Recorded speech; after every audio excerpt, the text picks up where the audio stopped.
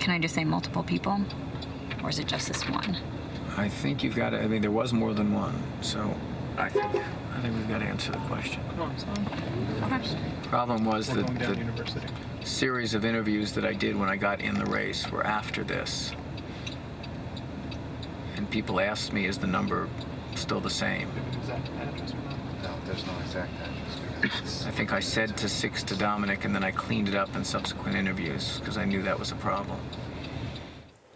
A scene from Weiner, which won the Grand Jury Prize for documentary at this year's Sundance Film Festival. The film takes the audience deep inside disgraced former Congressman Anthony Weiner's failed bid for mayor of New York City in 2013.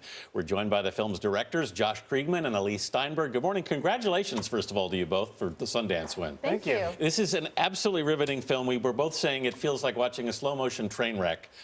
It's excruciatingly painful at times. And the big question, which I know you get asked a lot, is you'd actually, Josh, been on Weiner's staff in Congress, but how did you get him to agree to do this? That's right. I met Anthony working for him when he was in Congress. I was his district chief of staff for a couple of years, and so he and I had known each other for a long time. And then after I left politics and started working in filmmaking with Elyse, after Anthony resigned from Congress after his scandal, I started a conversation with him that actually went on over the course of a couple of years of the possibility of doing a documentary and filming him. And it was when he decided to run for mayor, actually the morning that he announced he was running for mayor of New York City, just 2 years after resigning, that he agreed to let us in to film, and we filmed from the day that he announced he was running all the way through to the end of the election. What makes it so cringeworthy is really just the access, seeing him and his wife in their kids' nursery, some of the conversations they're having in their kitchen. Was there any point in this where they said, we didn't anticipate all of this happening, turn the cameras off, let's stop this? Well, you do see some moments. I mean, the ground rule going in was that at any time, Josh did the majority of the shooting, but at any time, if anybody wanted him to turn off the camera, he did, and you see some of those moments. They're particularly painful. I mean, what was his wife Huma's role in this, from your perspective? Well, you know, just as Anthony was judged and ridiculed, so is she, and you get to see that in our film. But what you get to see is a more nuanced portrait of her. What did you learn specifically about him, and what was that portrait that you maybe didn't know about him going into it? Well, one of the questions people ask coming to the story, of course, is trying to understand a little bit about why he ended up doing the things that he did.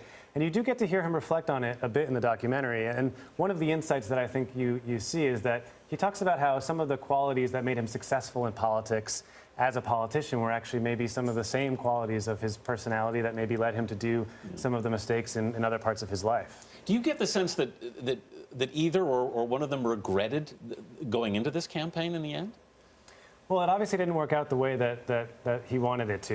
You know, of course, when he got into the campaign, it was a very genuine effort to get back into politics and to be in public service again, which I think is a place where he's comfortable and really feels that he belongs. So it didn't go the way that he wanted it to go, of course. You guys have had so many wonderful reviews. What has the couple said about it? Have they seen it yet?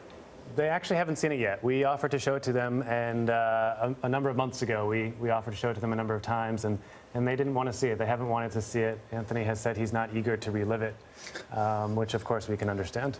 It tells you a lot right there. Josh Kriegman, Elyse Steinberg, it's a riveting film, and it says a lot about where we are in this country right now. Thank you both very much for being with us. Weiner opens nationwide next week and will be available on demand.